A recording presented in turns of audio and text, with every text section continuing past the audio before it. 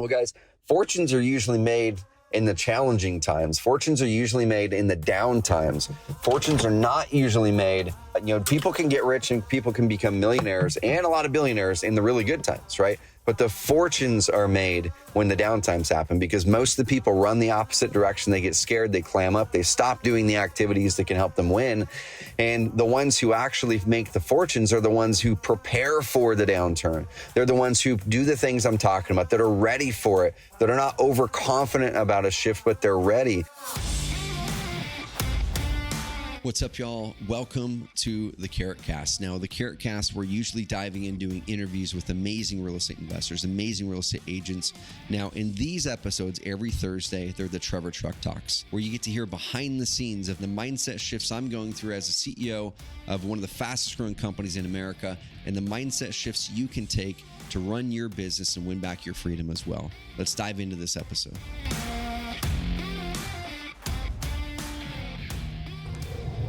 What's up, y'all? Driving to the office this morning, not taking the kids to school today because it's summer break, which is awesome.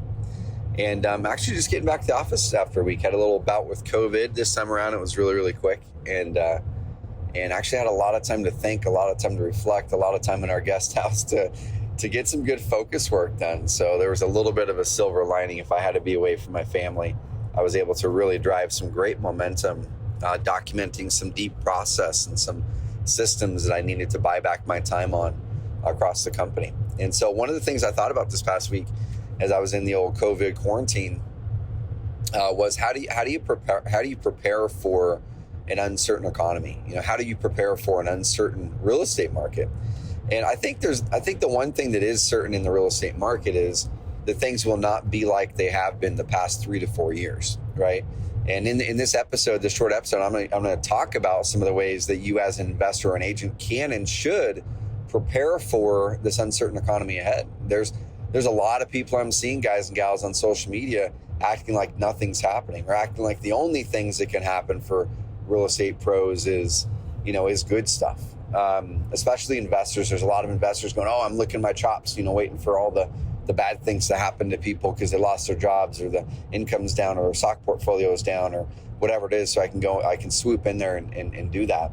And there's a lot of real estate agents I'm seeing doing similar stuff, but with a different angle. And I want to kind of give my take on it. Hopefully that'll give you some insights. 2 or 3 years ago, before COVID hit, so many of us were calling for the slowdown of the real estate market even before 2020. I thought it was going to be 2020.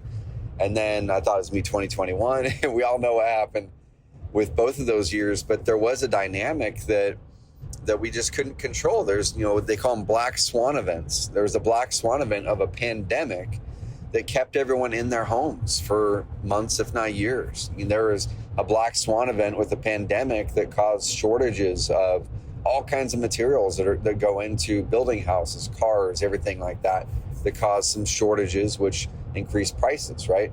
There was the dynamic that was trackable of the previous decade of how new home starts being down by about 50%, which equals millions of homes that were not built in the decade between 2010 and 2020 that normally would have been built in previous decades, because of people being a little bit nervous after the last crash.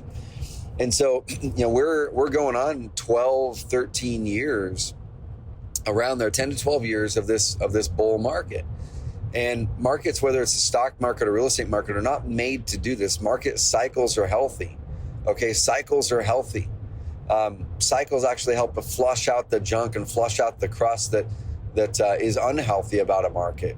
And then it can go down to the foundations again, then it can be rebuilt back up. When you don't go through a cycle and prices go back down a little bit, and some people kind of lose because they got a little overheated in their ambition in the market, then what happens is you end up creating a bubble, right? And bubbles burst. Bubbles go fast. Cycles change relatively slowly.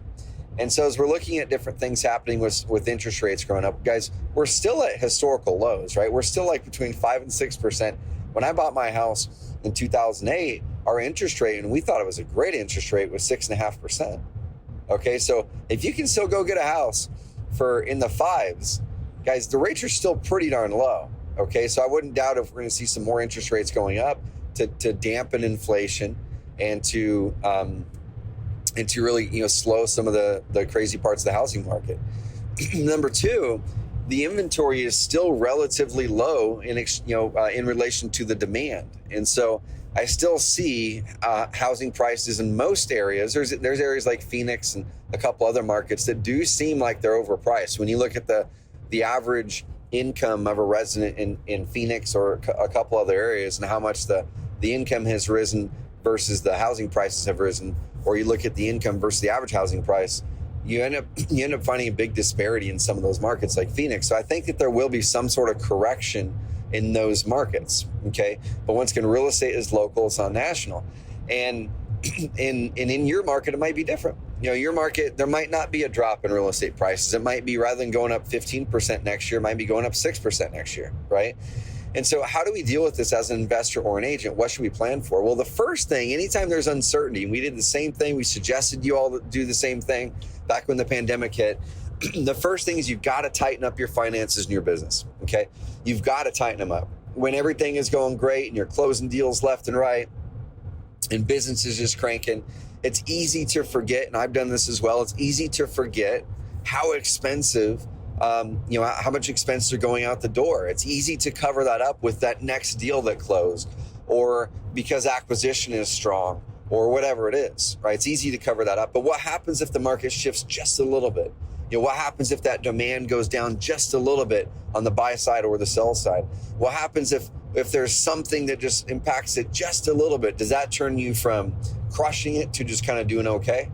And so what I want you to do is look at every expense you have in your business right now. Look at your personnel expense, look at your insurance expenses, look at your rent expense for any buildings that you own, look at any debt that you have.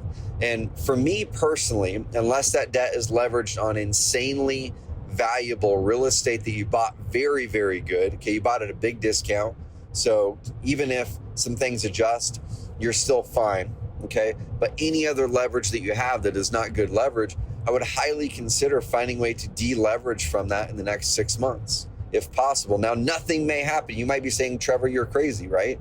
You're crazy, but I'd much rather be crazy on the conservative side and not lose my shirt and not lose everything I built up over the last decade than have hubris thinking that I'm going to be able to wade through something that possibly most of you have never been through a market cycle change. Many of you have, but most of you probably haven't, right?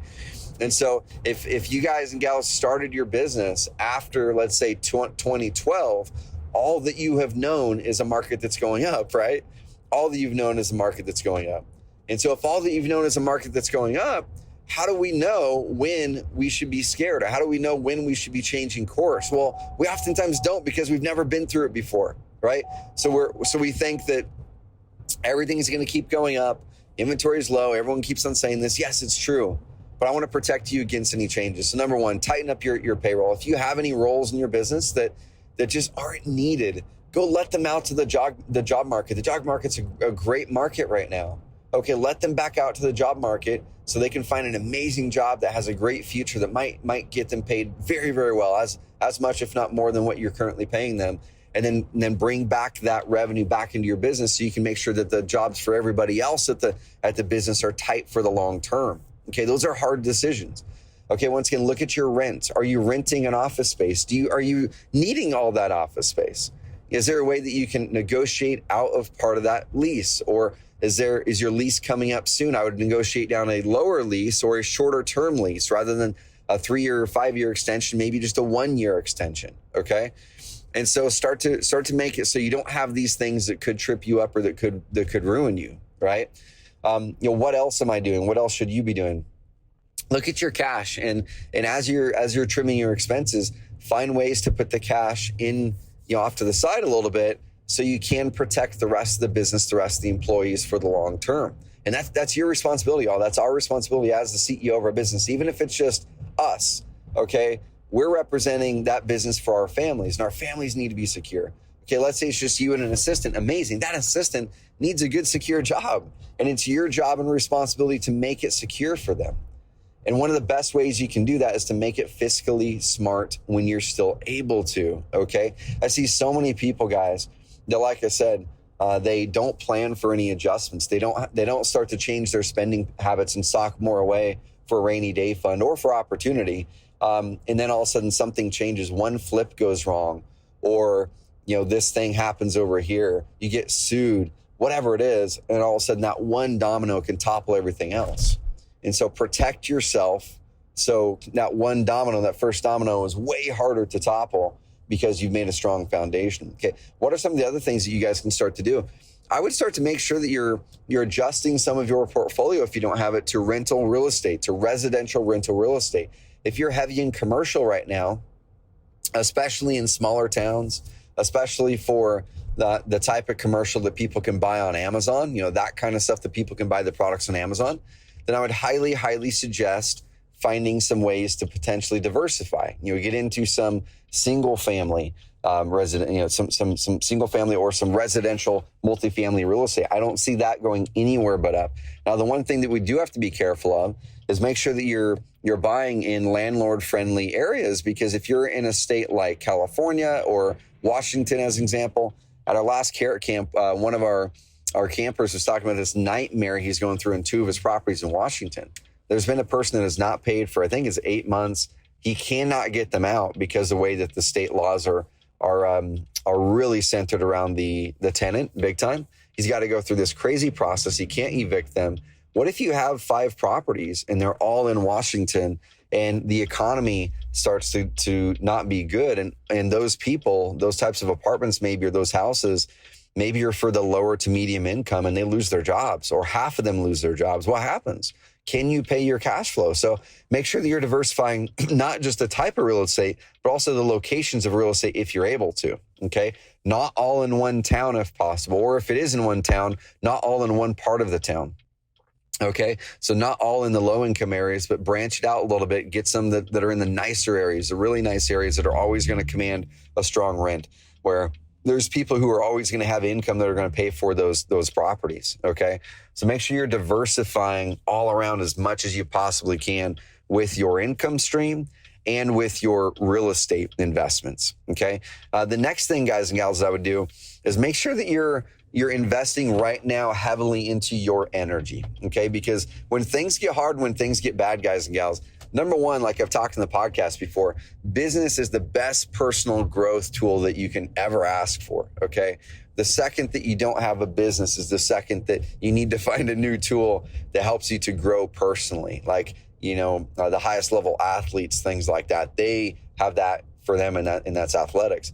But what I want you to do is when we're going into periods where it might get very difficult, we need to get better before those times get difficult, okay? So if we know that the times are likely going to be more difficult in a year than they are today, the question is, what are you doing right now to make sure that you're better a year from now than you are today, right? What are you doing right now to make sure that you're better a year from now than you are today? If you're not working out every day, I would start doing that. That's going to start getting the energy up. That's going to start getting the urgency up in some areas, okay? If you don't have a network of people that you love and that support you and that can help you make decisions and help you learn more as you're going, then start there. Create that network of people, okay? Create that network of people around you locally that you can partner with, that you can team up with, because those people are going to be the very people who, when you're having challenging times, they're going to be there to lift you up, or vice versa. If they're having challenging times, you're going to be there to lift them up, right? And so build that network of people. Now, I'm saying all this, guys and gals, and you may have nothing negative happen to you at all this next 2, 3, 4, 5 years. Okay, you may have nothing negative happen at all. And I actually hope that this next, the cycle change is nothing but good for you. Okay, I hope it's nothing but good for you. It gives you more opportunity. It gives you more, income. I hope it gives you more confidence. I hope it gives you an advantage and an edge. And there's going to be more people this next 5 years that build their fortunes on this next 5 years than there probably were in the last 8 years combined, if I had to guess. Now, why is that? You guys might be saying, well, the market was so great this last 8 years. Why is it that, Trevor, you think that fortunes are going to be made the next 5 to 7? Well, guys, fortunes are usually made in the challenging times. Fortunes are usually made in the down times. Fortunes are not usually made People can get rich and people can become millionaires and a lot of billionaires in the really good times, right? But the fortunes are made when the downtimes happen because most of the people run the opposite direction. They get scared, they clam up, they stop doing the activities that can help them win. And the ones who actually make the fortunes are the ones who prepare for the downturn. They're the ones who do the things I'm talking about, that are ready for it, that are not overconfident about a shift, but they're ready. They have some capital stockpiled away. They're starting to get themselves personally ready. They're starting to research the markets and saying, when these opportunities happen, here's where I'm going to go in. Here's where the opportunity is. Here's where I'm going to tackle this. They're ready. Okay. And when they are ready, they now have capital, they have the network, and they have the ability to take advantage of and capitalize on those opportunities that only come once every decade. Okay. And so when markets shift, guys, those opportunities are once in a decade opportunities. I remember 2012 when we bought our first vacation home. At that time, I had no clue that was the bottom of the residential market, at least in Oregon. We bought a 3-bedroom, 2.5-bath, 1,500 square foot townhouse, fully furnished, overlooking an Arnold Palmer golf course in the state of Oregon for $112,000, fully furnished, guys. It was a motivated seller. The people who had owned that for 20 years had passed away. There was three kids in 3 different states. They were paying a $400 HOA, a $200 power bill because they couldn't figure out the broken HVAC system, and they didn't want to split it anymore. And the times were hard. So we went in there with cash, bought it for $112,000, and it's been amazing as an investment for us since. Now, I wish I would have bought 20 of those that year, right? But I had never gone through a full cycle before. I didn't know what was what, but now I have. And so I'm more ready now. Now, I want to ask you, what opportunities can you capture this next 5, 6, 7 years, no matter what happens? If the market keeps going up, awesome. Okay. If the market gets hard, awesome. Okay. But you need to be ready. And so tighten up the business, tighten up the expenses, find some of those team members that may not be, performing the way that they need to be, or maybe the role isn't relevant in your business anymore. Coach them, find a new role for them. If you just can't find a new role for them, the best way you can possibly love on them is let them back out to the job market while the job market is still strong. Okay. And then number 2, go out there, stockpile as much cash as you can. Stop spending on crazy things. Make sure that you're looking at a year from today and say, if this is going to be the market in a year or two, then how do I get better in a year or two? Who do I have to become? Start to work on yourself, build the network of people around you, and then look at the opportunities. Listen to the Carrot Cast, listen to the other episodes. Show up to this event we're doing, guys, in Dallas, Texas, August 31st and September 1st, called $1 Million Meeting. If you go to millionmeeting.co/carrot, millionmeeting.co/carrot, millionmeeting.co/carrot.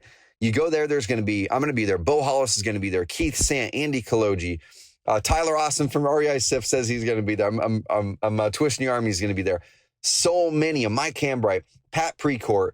Oh my gosh, I could keep on naming amazing people. So many amazing people are going to be at this event, guys. Hundreds of investors, hundreds of Carrot customers are going to be there.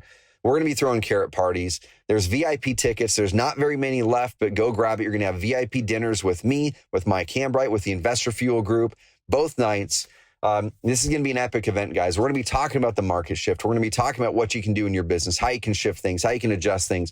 Our most successful clients are showing you exactly what they're doing to get evergreen leads and scale things up.